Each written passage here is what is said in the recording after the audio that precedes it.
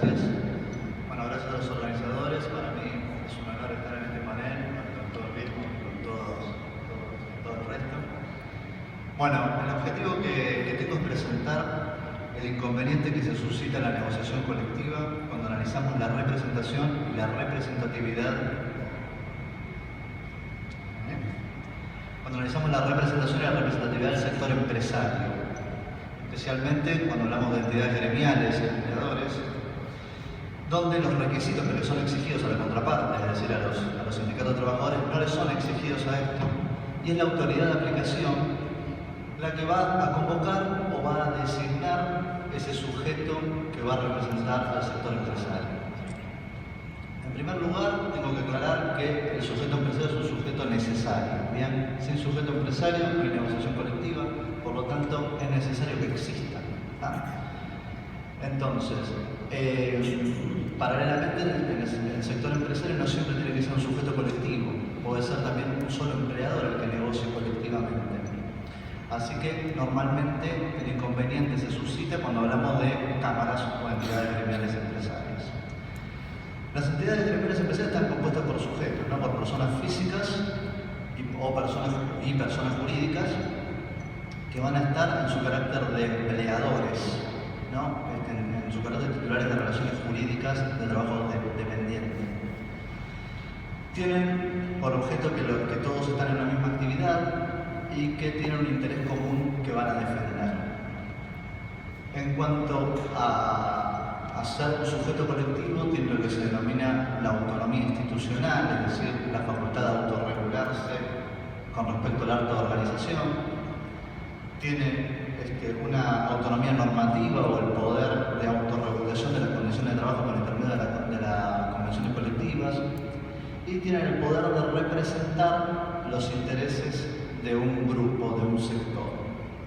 Es importante aclarar acá que existe lo que se llama la legitimación ampliada. ¿Qué quiere decir esto?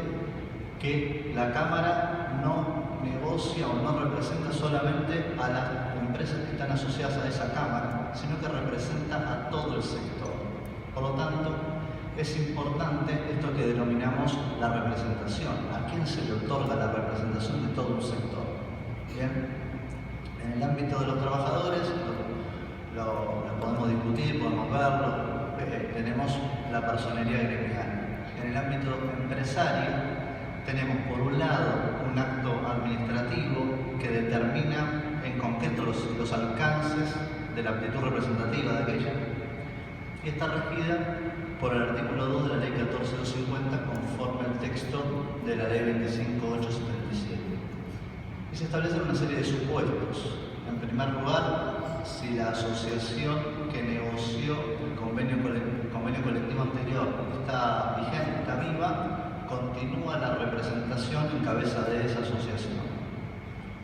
Si la asociación esa no existe, si ha dejado de ser suficientemente representativa, o si no existe ninguna, va a ser la autoridad de aplicación la que atribuya a determinada asociación o a determinado conjunto de empresas la representación de todo el sector.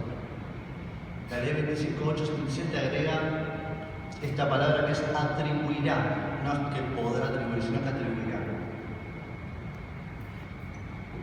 Esto nos lleva a cuestionar un poquito si no puede existir un exceso de autoridad de aplicación al atribuirle una representación a una entidad que no tenga ningún tipo de representatividad.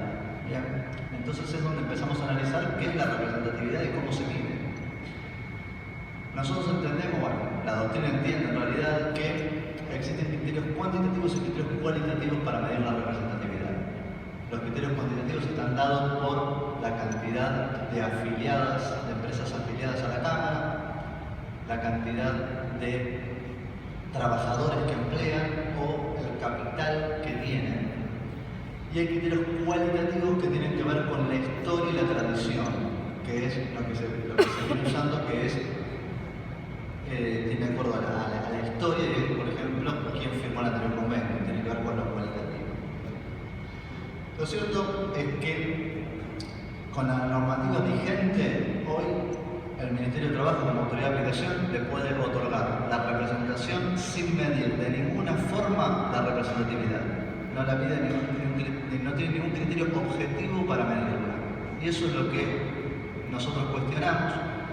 Y por eso es que propugnamos la creación de una norma donde se establezcan criterios para poder otorgar esa representación.